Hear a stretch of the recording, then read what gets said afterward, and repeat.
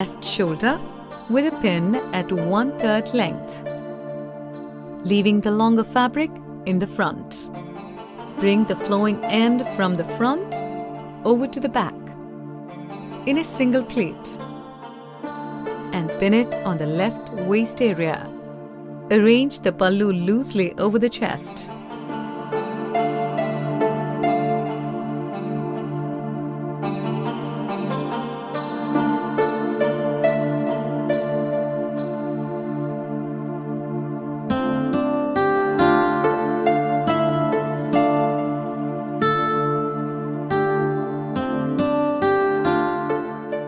Fox the pallu to form a single layer pleat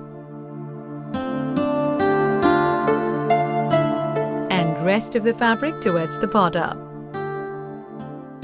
Secure with pin.